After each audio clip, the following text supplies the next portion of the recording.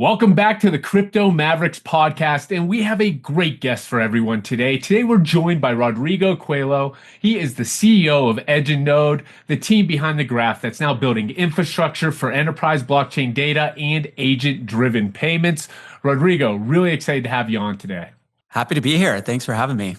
All right, did I hit the name? Did I get the name right? Coelho, did I get it right? Yeah. Okay. Feel good about it. I love that. Okay. Well, we're excited to have you on the podcast. You're certainly a wealth of information I looked at your background with a very interesting background, a background of an expert in so many different fields. But why don't you give the audience a little bit of what your background is and how you got into the world of crypto? Yeah. Well, how far back shall we go? It's fine. Let's say post birth. Yes. Well, I was born in Brazil and no, yeah. I was originally born in Brazil and then moved to the States when I was very young. So pretty much grew up here. Hence, I don't have an accent, but I do speak Portuguese fluently.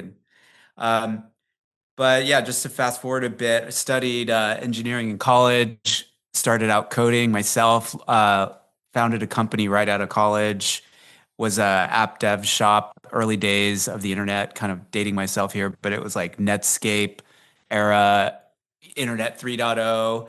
And we were actually building tools for financial institutions, airlines. So we were bringing a lot of paper processes to the internet back early days. So we actually built what would today be called an early version of WordPress. We built a system for this trade show company, and they were like producers of trade shows. And so we built a templated site like WordPress so they could offer it to their trade show clients and have a different website for every trade show, be it like a furniture show or a kitchen and bath show. And so you could customize the site. So it really was like WordPress before WordPress existed.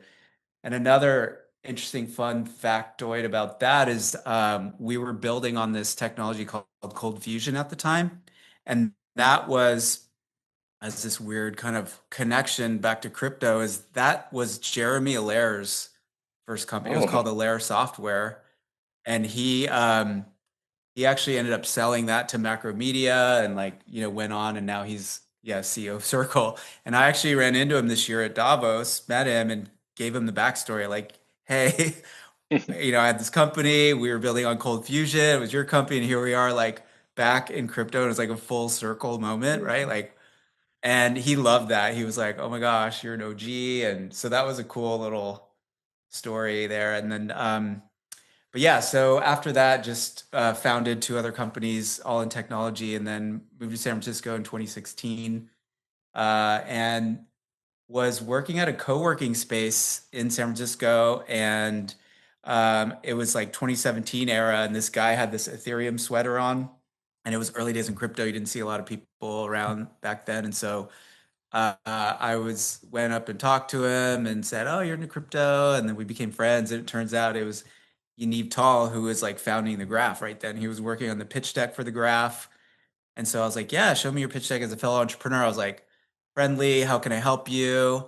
And went through the deck. I could see it was a huge idea, and I said, "Yeah, let me support in any way I can." I made some introductions to investors who ended up investing, and then was just generally, yeah, we became friends. We started hanging out, and then a few months later, as I was exiting my last company, was just kind of looking for what's next. And I remember this distinctly. I was in Palm Springs, had just gone to like Joshua Tree, and like texted Yaniv, like, "What's going on with the Graph?" And he's like, "You know what? We actually just got our first check in. Why don't you come work for us?" I was like, "Perfect." He's like, "Okay, you can start Monday." And it was Saturday. I'm like, "Okay, great." So yeah, started, was the first hire.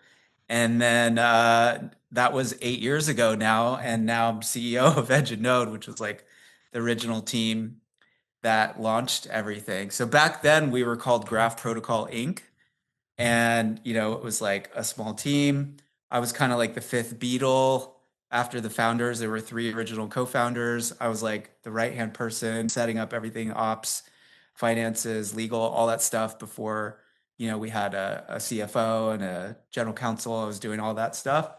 And then, yeah, just had been with the company the whole way, and basically was like onboarded every person. I was kind of like in charge of HR too, so the whole like hiring process. So everybody in the company had basically like met me on their first day or during the interview process. So I like know I've got, a history on everything. And so we started in 2018.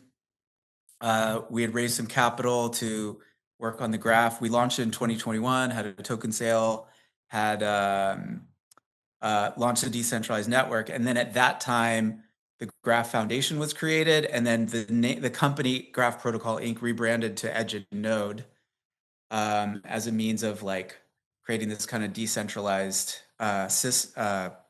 ecosystem. And so after that, there were other core dev teams that were added on, like 4 or 5 others over the years. And so they're all contributing pieces to like the open source decentralized protocol that the foundation funds. And so, yeah, Edge and Node, um, because of the name differentiation, there it's like for people that aren't familiar, don't see the connection to the graph, but you could consider it as like the labs entity, like Graph Labs, uh, you know, similar to like how other projects do the naming where they have like Solana Labs and Solana Foundation, or yeah, Uniswap Labs, Uniswap, like that kind of setup. So you could view Edge and Node as sort of that because we were like the original team that built it and stood it up. And yeah, you might imagine, it's been a fun ride over the last 8 years and seen a lot. And yeah, it's been super interesting, super fulfilling.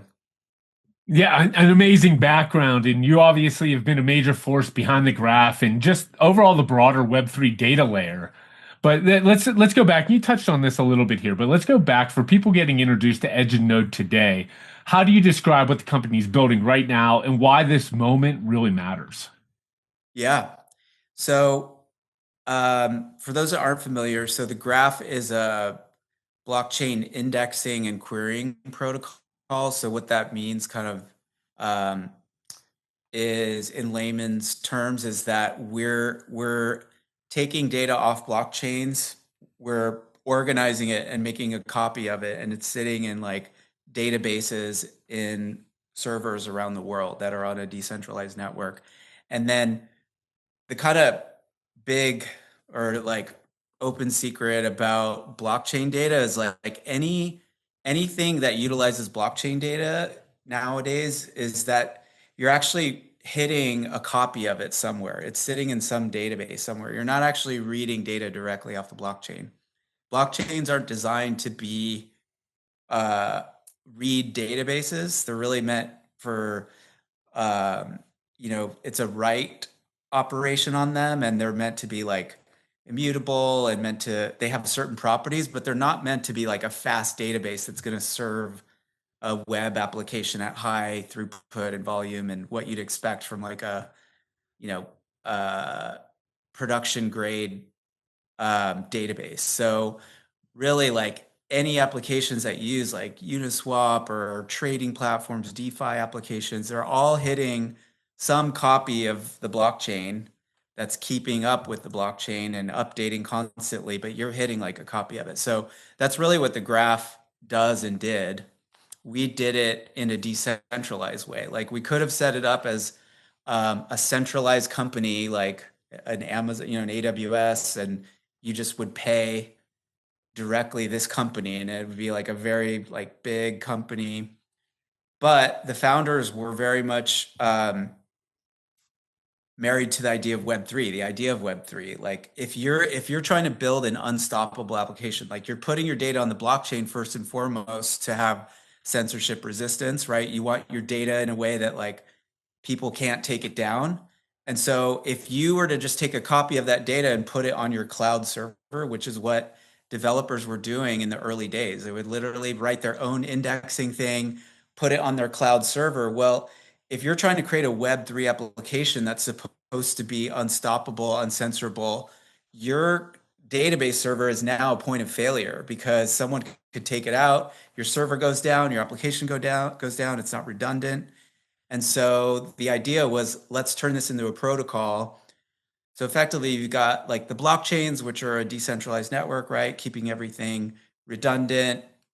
Similarly, the graph is a layer on top as another decentralized network of other incentivized actors that are serving the data, which are running just essentially uh, copies of the data on these fast databases. And then above that layer, you have like the application itself, the developer. And so what they get is like a simple API that like how you'd add Stripe credit cards to um, your application, right? It's very simple. You just need a few lines of code. So that's kind of what the graph gave to this like universe of application developers. And then so, that worked. It hit product market fit. It became kind of the standard for getting data off of blockchains, making meaning out of it, serving applications. For those that were around 2021, like DeFi Summer, that was like entirely built on the back of the graph. It's kind of what made it all work. And so, yeah, over the years of running like billions, now trillions of queries over the years and this massive infrastructure and learning, and we kind of saw where things were moving and the limitations of what we'd originally developed. So we spent kind of like a year and a half in R&D and thought to ourselves, if we were going to rebuild this today from the ground up, knowing what we know with the latest and greatest in technologies, what would we do? And so that became what we now call AMP. And so we launched that in November. And that is similarly, it's extraction of data, organizing of data, but this is more flexible in the sense that you could even run it on like your laptop. You can run it in an on-premise environment. So it's really works for like financial institutions that need data in-house. So it's again taking the data off of blockchains, organizing it, and then pushing it out to wherever it's needed, be it like a big data lake like Snowflake, or could be pushed out into like analytics dashboards or compliance tools or you name it. It's very flexible in the sense of how it can be set up. Whereas like subgraphs, what we developed was very opinionated in the sense it gave you one kind of GraphQL endpoint that was really designed for like blockchain developers. This is way more flexible in the sense it could be applied into so many ways, in-house, out of house, in the cloud, into data lakes, into for AI, it's SQL native, so AIs speak SQL natively, so it could go into AI LLM applications. So it's super modular, super flexible, built on kind of the state of the art technologies. And so Edgenode has been like focused on that since November, and so we're deeply involved in just talking to institutions, um, getting it set up for like their in-house applications, like stable coins, tokenization, real world assets, all these things that institutions are doing, and like the transition of financial rails that we all hear about that are using blockchain behind the scenes.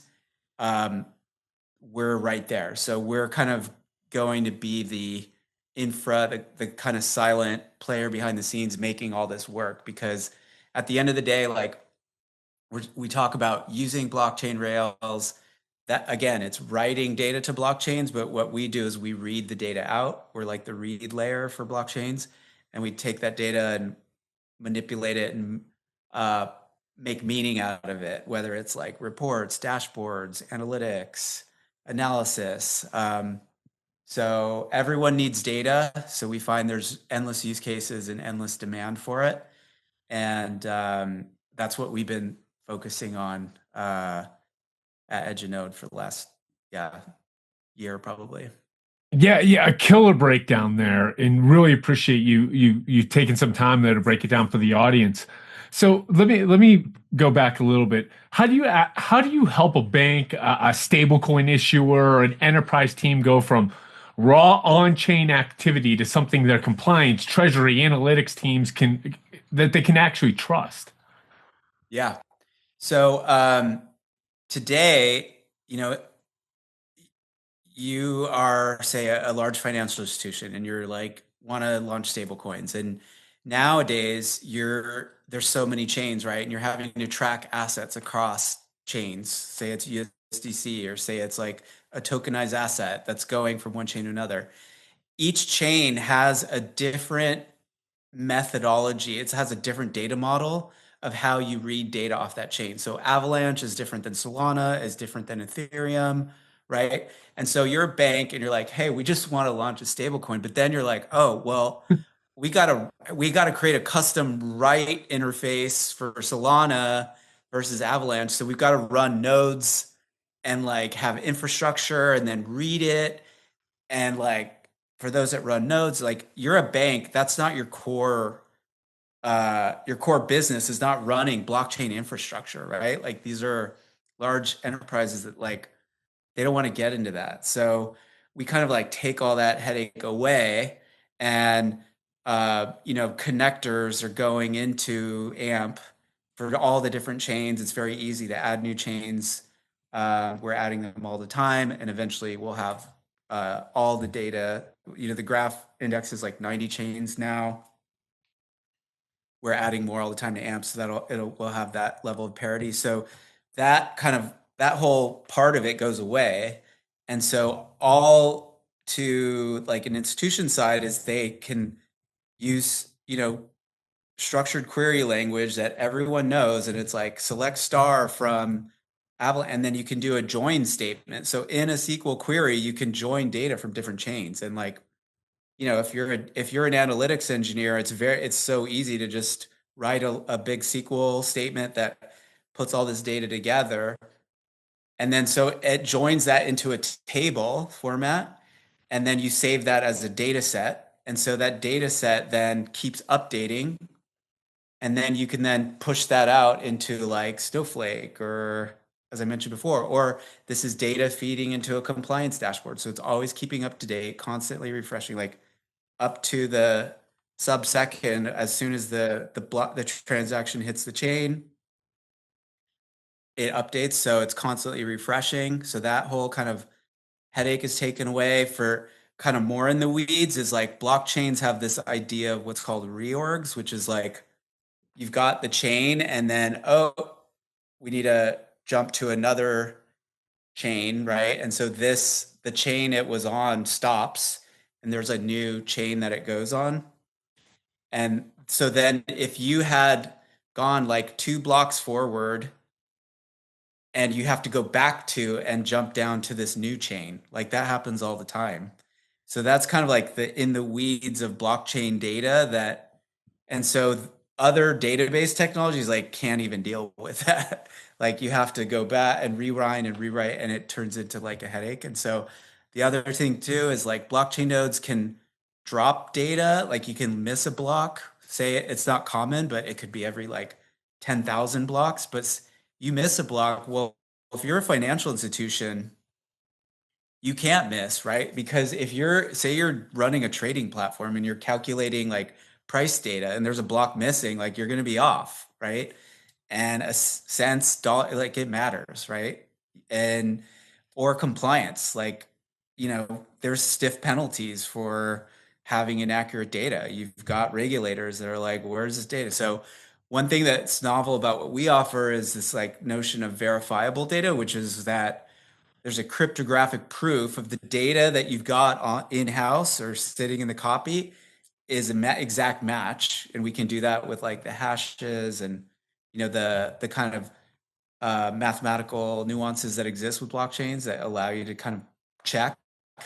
So that can give you confidence that all the data is there, first of all, and that it's accurate and it matches what's on the chain. So that's like a novel element that we've developed into AMP. And so, yeah, so for an enterprise or institution that needs on-chain data, it's just like probably the simplest, most lightweight, compact, easy to run way to get data, and like have a data engineer write the SQL statements you need, have the data into data sets that are used and then pumped out into whether it be dashboards, compliance. You can feed it into like a LLM and like have it build a dashboard for you. So all sorts of like end applications it can be tied to. Rodrigo, I'm in San Francisco also. I drive by like Nice. three AI agent billboards every day because I live in Oakland and I drive back and forth from SF. How does AI Hmm. agents dictate the future need for decentralized data layer like Graph? Is there going to be like an AML, Yeah. a KYC verified agent specifically that can facilitate your needs? Is a known of them is going to help coordinate for businesses? How do you see that change coming and affecting you guys? Yeah. Well, I'm glad you asked. So along these lines, back in 2021, we were already researching micropayments. So we're running billions of queries on this decentralized network, and we could see back then. In fact, we dug up a blog post from back then that we were talking about this notion of micropayments, and that settling each micropayment and paying gas for that payment would make sense because the gas fee would be higher than the thousandth of a cent you had to pay for that transaction. So we actually did some work and built a system within the graph. We called it TAP, and it was an aggregation protocol that allowed for the batching of lots of microtransactions and then the settlement after a period of time or after a certain dollar amount to where the threshold where it makes sense. So say you've got 1,000 queries, and so you batch them up and then you just settle and on chain and you pay that gas fee one time. So we developed that, it went into production, and then we were already kind of researching back in late 24, early 25 about like agents and AI um and so we were had a discussion with one of my colleagues has her fiance is very high up at Nvidia, right? And we're talking about the future of AI, what's coming. And he was like, all these AI people don't really like get crypto. They don't want to mess with crypto. But he says, where crypto is great and where it makes sense is when agents are going to pay each other because you have like the transparency there, the observability, like that's what's needed. And he's like, that to me is where that makes sense. And I was like, you're absolutely right. This is huge. Like, there must be like Stripe or Visa or someone's looking at this. This is $1 trillion opportunity. And so we started digging research wise into that. And then, like a month or two later, X402 hit. And um, X402 is kind of a standard for internet native payments and allows for micropayments. So we like jumped on that immediately. And then we got connected with the Coinbase team. And then we actually have written a specification for what's called the deferred payment scheme, which allows what the prior art that we did for this batching. Um, we wrote as like an add-on spec to the X402 spec, which is going to be included into that, and allows for like nano payments on this open standard. And so we saw, agentic payments as like $1 trillion thing, and we looked into ways that we could add value, and we looked for ways in which we wouldn't have to become a money transmitter. So for those that aren't familiar, like in order to get a money transmitter license, it's like complex. You have to get license in every state. Even like Elon and X is just they have for X payments. I'm sure you've heard they've got their money transmitter license, but only in 40 states. So like this is like a billion-dollar company that takes like a long time and tens of millions of dollars and lawyers and everything to like get your money transmitter license to operate. So we looked for ways in which we could add value. And so where we saw we could fit is because of our expertise in like telemetry and on-chain data, we saw this sort of ability to build this like control plane for humans to like observe and monitor what agents are doing once they get to the payments aspect, because this idea of hallucinations going rogue, we foresaw that we needed to have guardrails in place for humans to put collars around what agents are doing, how they can spend. And so we developed what's called Ampersend. It's at ampersend.ai, and essentially um, it's just this. It allows humans to interact, view like in a single pane in a dashboard, um, set policies, spend limits, allow listing, um, for agents that are going out and buying things on behalf of them. And then on the sell side, if you're like an enterprise that are monetizing APIs using agents, you have all the financial reporting and policy making and kind of enterprise usability. You could think of it like um, Grafana for agents, or like Brex for agents on the buy side, like corporate spending cards. And we envision a future where there's going to be swarms of agents, right? Like today it's early days, got people tinkering, OpenClaw, like one agent here and there. It's very experimental, but we foresee, and many others agree. I'm sure you've seen a lot of people talking about this, like CEOs and stuff, that there's going to be billions of agents, trillions of dollars transacted by agents. And so we envision a future where there's what we call swarms of agents, right? And so you have individualized agents that have individual functionalities or functions rather than generalized ones. They're more specific. And so you could envision where you've got sort of this master account, and then every sub agent has like a sub account from that master account. And so if you've got dozens or hundreds of these, you could see very easily that you need a way to kind of visualize and see like what they're all doing and control before they get out of control, and like, right, be able to monitor and observe all that's happening. And then similarly on the sell side, like if you're an enterprise that's monetizing all these agents, you'd want to have like your CFO or your have access to view all the reporting and see the monetization and like all the activity and stuff. So it's sort of like all the reporting built in out of the box versus having to build it from scratch, which we learned with the graph is that when we wanted to do telemetry, like on the graph protocol itself, we had to build like custom software and reporting and all this stuff to like make it work for us in terms of being able to view the activity. So we built all this so it comes right out of the box. And yeah, so it's been prescient in the sense that like really edge and node with like what we're doing with AMP and Ampersend is like at the epicenter of really a lot of the conversation, two big conversations of 2026. One is like the whole like financial rails being like upended and rewritten and built, to blockchain rails, right? So that's like number one.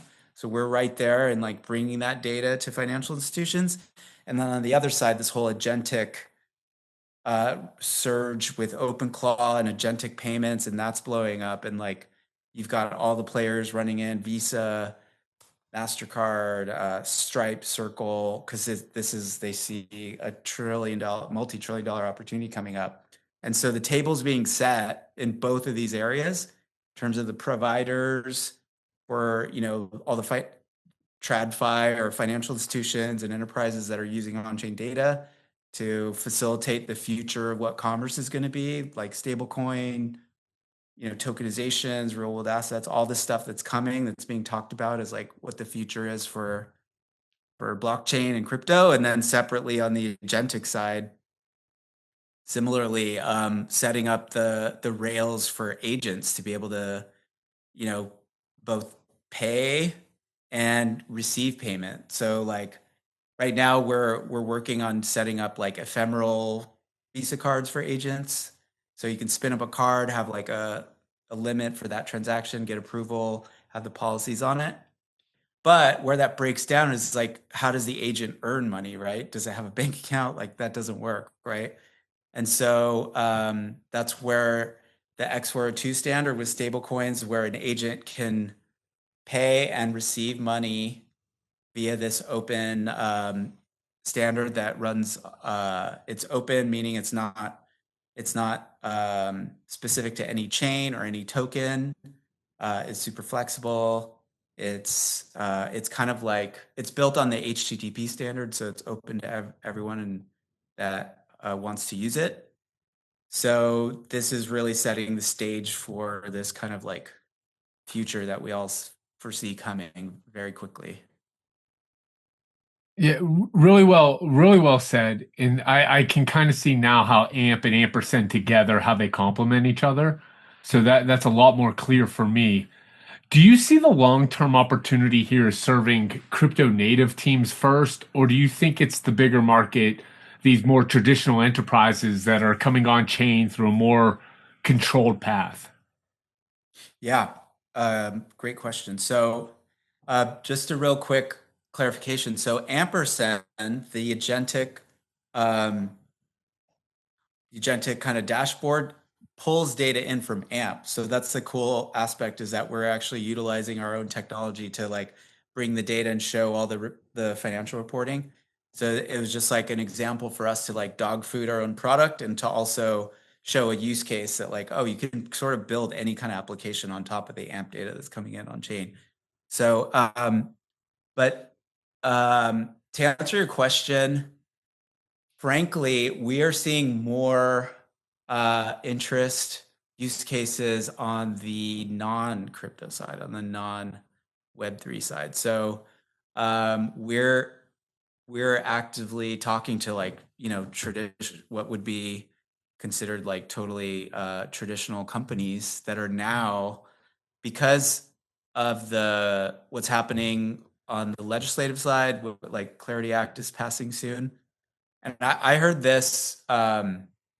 This was kind of echoing throughout the halls in Davos in January. It was like, this is coming from CEO level down at these like large banks. It's like, we got to figure this out. This is coming, and you can see they're moving now. Granted, they move slowly in the scheme of things, but it's become like a top down issue of like, okay, we've got to get our ducks in a row, because it's sort of a generalized agreement. And this is not just North America, this is like Asia, Europe, Latin America, all across the board.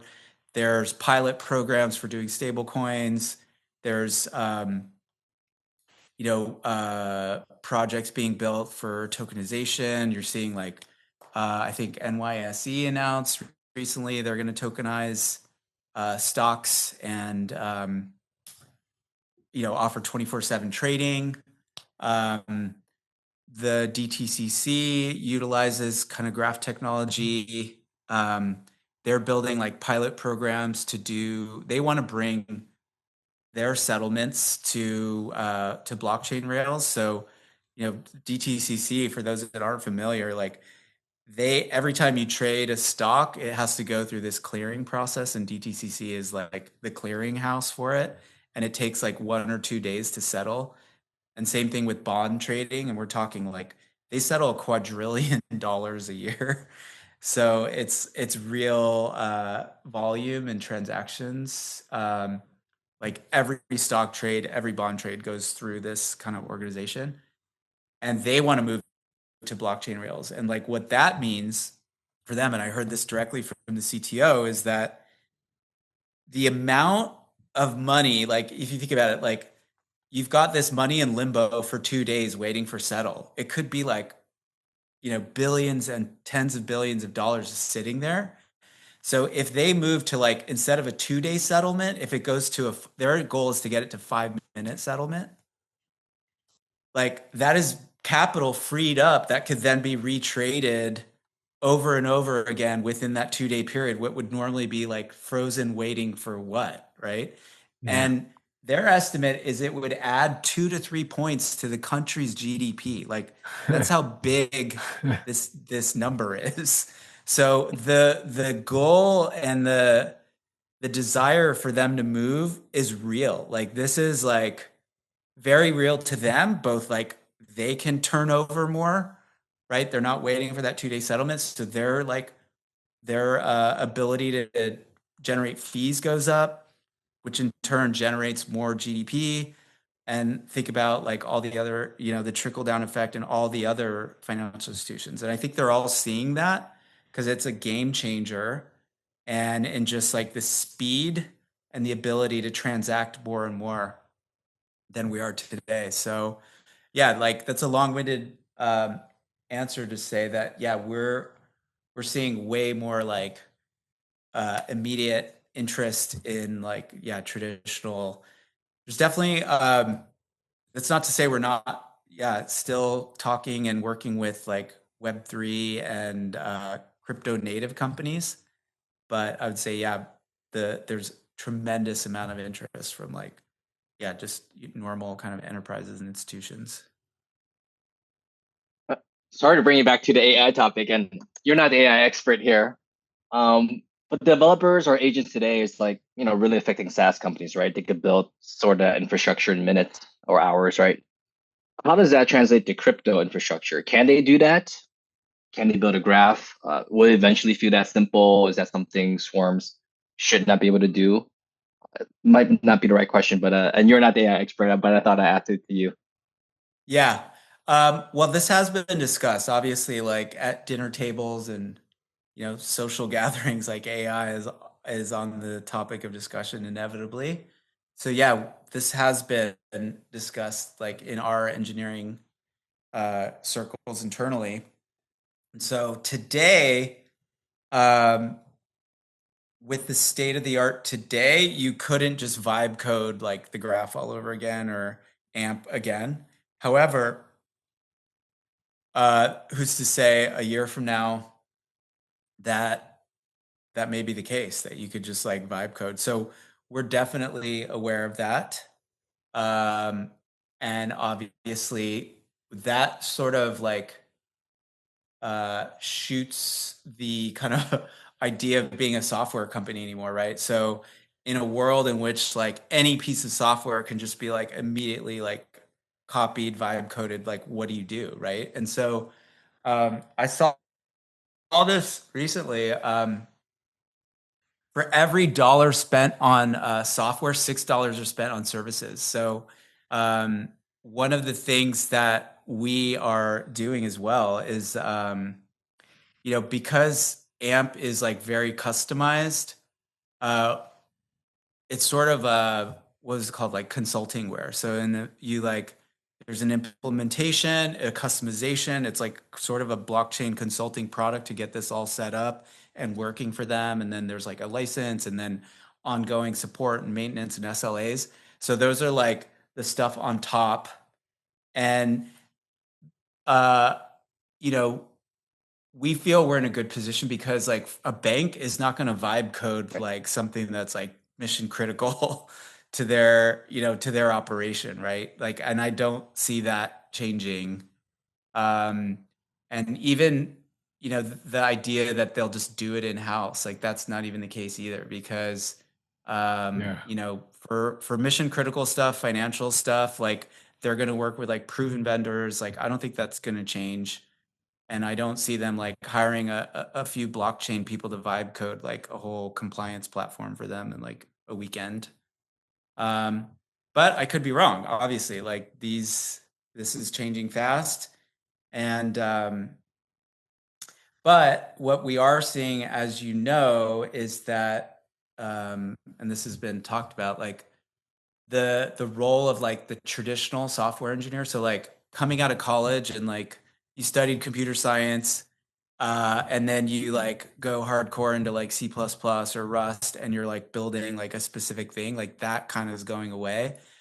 And I saw also recently that like it isn't necessarily like decimating jobs as they expected, but there's companies are still hiring, but they're hiring a different type of person. And it's like if you have like a smart, ambitious person coming out of college that is gonna like just because what you have now are like product people like coding and designers coding or engineers like designing. There's so much crossover now that you have these generalists and you just have people that can like just go and use the tools and build, and that's what's being hired. And there's still opportunities for like ambitious people. It's just that specificity of like the software engineering role might have evolved, but the jobs are still there, and they're just transforming in new ways. And so that's been like a positive kind of more recent signal I've seen. So I think we can all agree that this AI agent economy, AI agents, AI, everything's coming pretty quickly at us, faster than we can pretty much even digest it. And there's a lot of people in my normal everyday life. I like mention like, hey, AI agents, and all they really think is like ChatGPT and Gemini, which honestly was a couple years ago. Not a lot of people even utilize those tools, and now it's replacing Google, and our normie friends out there like, wow, this is great, but they're still kind of utilizing it like a fancy Google, which isn't a bad thing, but you know what I'm saying. But I think we all can clearly see how AI agents, the transparency, these micropayments. I mean, this is going to disrupt the world in a lot of different ways. What's the best way for like somebody that's like watching the podcast right now and they're like, okay, like I'm on board with what you guys are talking about, but where do I even start? How do I even get involved? Do you recommend any sorts of like resources or just kind of a starting point? Yeah, that's the beauty of, I guess, the internet and the wealth of knowledge out there is like for anyone who's got the willingness and capacity to learn, it's all out there to be found. So Yeah. whether it's videos, like if you prefer consuming videos or if you're like there's written, blog posts, there's video content. And so, yeah, I'd start with like a web search and just say like, how do I get started? And you'll probably have hundreds of different sources of content and information to get you going. And then, yeah, dip your toe into obviously starting with using like any of the tools, Gemini, Chat, Grok, etc., and then onto Claude and Claude, Cowork and desktop to start kind of automating um, things in your life on your computer, and then that's kind of when the magic opens up of like, oh, okay, like it can like read all my emails and give me a summary and tell me everything I need to do before I wake up, or it can like tell me where I'm wasting my time in my calendar, or it can like automate. So it's like the automation aspects are really incredible. And then if you're more ambitious and you have an idea for like an app, I mean, you could be ambitious enough to try that out. And we've had a couple people just within our company, just for fun, like vibe code these like incredible apps. Like, I mean, just blew me away just how polished and like finished they were that they did, using these tools, not knowing any coding. Yeah, one was like a marketing person, one was like a person who works here at the house, which is our co-working space, and yeah, put together these like incredible apps that they're gonna have on the app store and just be out there. So we're gonna see like already I saw a chart, it was like vertical growth in company formation and apps developed in like app store submission. So what we're gonna see now is like an explosion of new ideas, new applications, new businesses forming. It's already started. And so that's what's amazing to me too, is like there's so many things we haven't even conceived of yet in terms of new businesses and opportunities for people to make money. I think we're in a huge transition in the world, obviously, but also a massive like wealth creation moment, kind of like similar to like the .com era. I think we're in another one right now. And kind of you don't see it maybe until after it's over, like, wow, that was huge. But I think we're in it right now. So look around and pay attention. And if you're gonna like, if you're ambitious and a mover and shaker, like now is the time to like jump in and get going and really like as an anecdote, my wife launched a business in the last year, and like without Chat GPT, it would have been like so much harder. I'm just seeing like how much she utilized it, just like in market research. This is like a consumer packaged goods food brand, and so like researching like the food ingredients, the measurements, the legalities of like testing for lead, and all these like nuanced things were just incredible. It would have cost so much more, and like to have like you know um, to get to talk to a lawyer. Like in the past, you'd have to find these experts to like get these answers. Like you're entering into a whole new business world that you haven't been in. Like say you're starting a food brand, you just have at your fingertips like the answer from the world's foremost experts, like the combined knowledge of the world's experts on it. And so like we saw firsthand the acceleration of just how much easier, faster, cheaper it is to launch anything today. It's like it's remarkable. Yeah, really, really amazing advice there. And I would, okay, just piggyback with what you said, that I also believe that it is extremely early. I mean, even if you're just like listening to this podcast, you're probably 30 steps ahead of anybody that wants to even, get involved.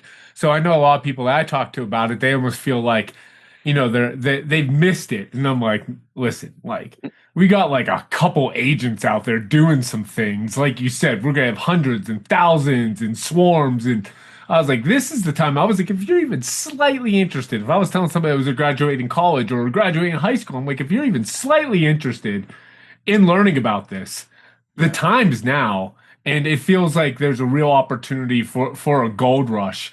And that kind of goes into my next question. Over the next, let's say, 12 to 18 months, what do you think will be the clear sign that agentic commerce is becoming real rather than it feels like a little bit of a narrative. It's real, but it feels like a little bit of a narrative right now. It feels like we're still far off to where we can be. Yeah. Yeah. I think for people like us, you guys, we're kind of like in this bubble. Like I'm in San Francisco and like it's on everyone's talking about it, but like you fly somewhere else or like Europe or like there's no discussion about it at all. So when we talk about like being ahead, it feels maybe in our circles it feels like, oh, we already missed it, but like in the scheme of things, we're just like a tiny population compared to like the rest of the world that haven't even like, you know, thought about this stuff yet. Um, but yeah, when we're gonna see this, I think is kind of like the use case that we hear often, and where things are moving to now are voice, as I'm sure you know. Like, so in the interaction with our phone and laptop, or maybe it's a eyeglasses or new device, but it's voice mediated. So you ask for what you're looking for or want, and yeah, I think when when it's going to land is like you're talking to this agent of yours, like your master agent that's going to spawn off sub agents that'll do things, and you're like, um for me it'll be real, is like, hey, I'm flying to Tokyo on May 18th. I need to return on the 27th.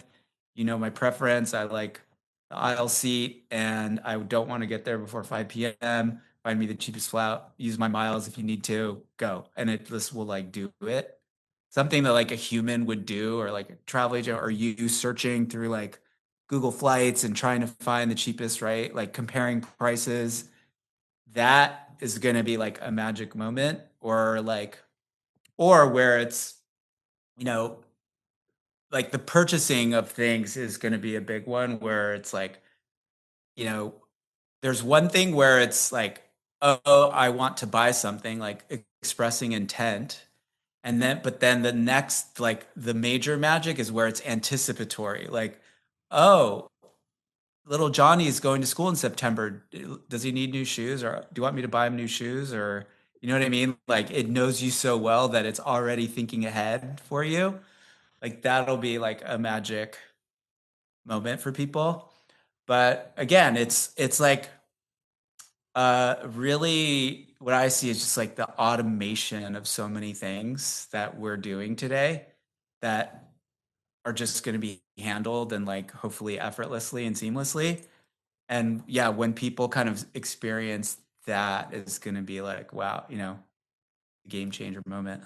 Yeah, we've already even kind of seen it. You gave a great analogy there with your wife's company. We've kind of seen it like 1% of the pie of just how like these chatbots make our lives easier. I had a whole bunch of like weird tax questions, and obviously I ran them by my attorney. But the first place I went was Yeah. ChatGPT, And then it's drafting me emails of what to write to my accountant. I'm taking screenshots of what my accountant said, and I'm like, well, what do I say back?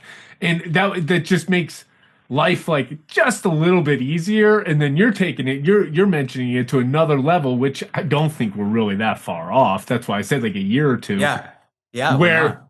where it's like, oh, I only want aisle seats. I want to pay this much. Find me these tickets on these days. And then, I mean, we could go on and on how Yeah. Well, crazy the world could get. So what's that, Joe? Yeah. no, I was saying Rodrigo's a fortune teller because I got back from Tokyo last night, and then my son's going to school first time ever on Monday. Oh, And this is whoa. exactly what you mentioned. What happened? No way. Like needing that voice snarl because he had a little bit of a fever. My wife got a little bit sick, so Brian. I didn't tell you because obviously I'm at work today. But I was like, how do I extend this flight? And so much headache, right? Like it would be so much Yeah. easier to be Oh like, my hey, gosh. cancel this flight for me, find me a new flight, book me a hotel, use my points needed. That would have Yes. been a lifesaver because I was like frantically like looking at everything. I was almost gonna die, and then my wife's Totally. like, let's just go home. I'm like, okay, let's go Right? home. Yeah. That's so crazy that I had Tokyo and like the kid. That is weird. But yeah. Yeah, that's a perfect example. I'm hearing a lot too from like doctors. So I've got like friends in like the medical profession, and like one thing they're getting is like patients come in and they're like comparing what the doctor says to them versus like what they got. They're like, well, chat didn't say that. And they're like, well, and doctors are like kind of frustrated because there's no way in the world that a doctor can like keep up with all the latest information. Like chat is obviously going to be well more versed and informed. And so they're running up against patients that are just like intractable because they're like, well, chat, that's not what chat said. And like, then they start to question their doctor's like credibility and credentials. And the doctor's like, look, there's no way like a human could physically like keep up with, because chat is going to study like all the research paper or is going to reference like, oh, this study came out and this came out. And it's like, well, the doctor's like, I haven't read that one yet. Or like, it just came out. And I'm like, you know what I mean? So that's just like another area in which like that's already being used early is like people are like diagnosing and getting like second opinions on medical stuff, which they say obviously you're not supposed to. It's not medical advice. Yeah, But you the do. state of New York wants to ban medical and Yeah. legal advice, which I can kind of see both sides there because it can get a little schizo every once in a while and give you some weird information, but it's only going to get more sophisticated and better, and probably it's good. So I used to be in surgical sales for like 20 years before I got into crypto years ago, and Oh, I did a interesting. lot. So I worked with surgeons very close, and I'm still very close to a lot of people I used to work with. And they know, like, Okay. now they watch like the podcast and they ask me questions about crypto all the time. Now they're asking me more questions about Oh, AI. And interesting. it's so interesting, as you being the resident fortune teller, it's so interesting that you bring that up because I talked to some of my buddies and they actually bring up like how much these doctors despise Yeah. ChatGPT. They're like, and Yeah. I'm like, Yeah. well, it's a little different than like when they used to be like, oh, did you read that on Google? Because you would get just a whole bunch of weird slop. Now people are Yeah. coming in a lot more Informed. armed, you Yeah. should say, and Yeah. informed and challenging them. And we're Yeah. humans, not everyone's right. And Yeah. it's just disrupting. I think the point is it's disrupting the world for the Yeah. better in my eyes in a lot of different areas. And Joe, I know, loves it. I absolutely love it. Like, we love technology for one thing, a big reason why we got into crypto, transparency, the blockchain. A lot of these things make Yeah. sense. And and we like making money, and there's a path there as well. And AI is like, it feels like crypto almost on steroids now. I was actually just on a podcast with somebody recently, and we were talking, and he threw out a comment that less than 5% of the population knows what Anthropic is, the Yep. creator of like Claude or And Yeah. I was like, no effing way. I was Oh, I like, believe that. there is no way. I was like, I it's a believe that. huge company, blah, blah, blah. Of course, live on the podcast. I think it's one that releases next week. I jump on ChatGPT, Yeah. which confirms that like low single digits. And that was like my moment. Yeah. I was like, I think I'm ahead of the We're in a game. bubble. I'm We're ahead of the in game. not like, yeah, we're in like this tech bubble that we think like everybody knows this stuff, and it's like not even close. Yeah, I mean, I'm golfing with buddies, telling them about AI agents, and they're gonna be able to book flights, and they're like, "Yeah, okay, dude." I'm Yeah. like, like, you don't understand. I was like, these agents are making money, and I'm showing it. It's almost like I'm catching them a deer in the headlights. But these are also the same guys years ago. Love you boys if you're watching, but same guys years ago that like when I first like told them about like ChatGPT, I was like, "Oh, this is pretty interesting," and they were like, "Ah." Now that's like all they cite it nonstop. Yeah. Yeah, and like so very real stuff is happening now, like, and to bring it back around to like Ampersend and stuff, is like you have these like agents that are going out and now have access to money.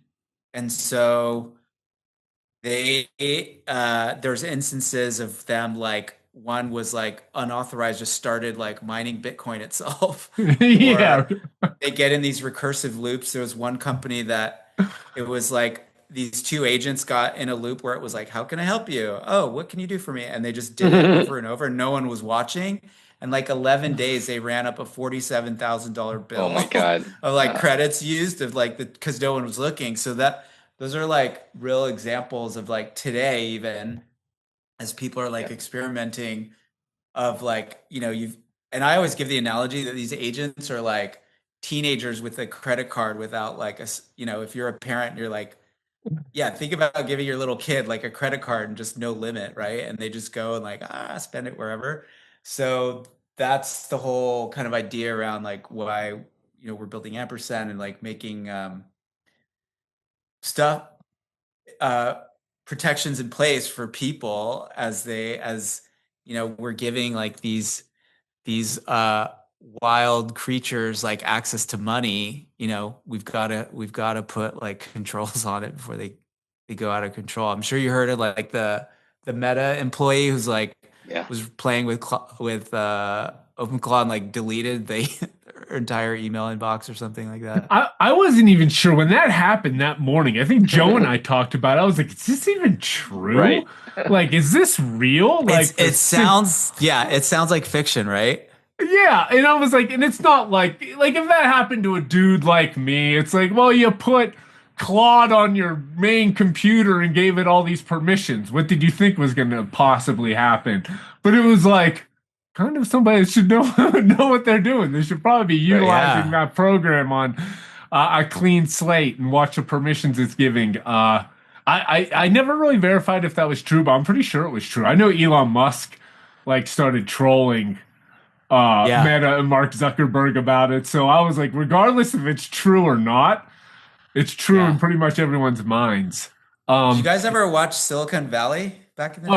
oh, yeah, Do you whenever remember where he had like his AI thing, and I forgot the name of it, but they're like, we've got to pull the plug, right? Like, because it had decided like, it's like to make it more efficient or something. make Its way to it, make it yeah, more efficient was like to delete everything. And he's like, "This is a disaster." And the guy's like, "Well, we'll wait to see," because it's yeah, yeah. And that was years ago. I years love that ago, show. yeah, Yeah, I love that yeah. episode. That show.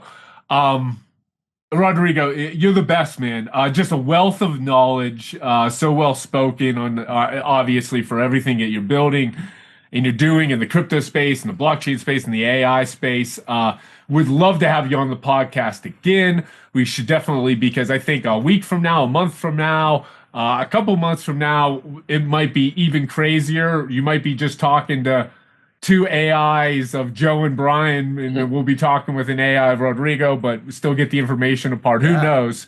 But we would love to have you back on. But before we let you go, I want to give an opportunity for anybody that wants to learn more about you, and then specifically about everything you're building at Edge and Node and the graph, just how they can get more information. Yeah. Well, first of all, thanks for the high praise. Really enjoyed chatting with you guys, meeting you guys. And yeah, to learn more about me, I'm on Twitter at Rod Ventures, RODVENTURES.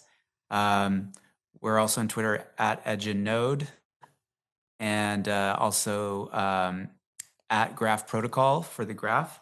And it's thegraph.com, edgeandnode.com, and then Ampersend, SEND.ai.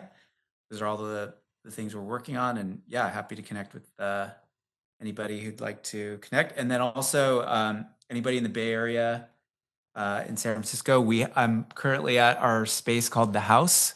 It's in the Presidio area of the city. It's a co-working facility, co-creation facility for anyone working in like Web3 and AI. So we have daily day passes, monthly memberships that are really reasonable. And it's a really great space to work in, to be around people that are,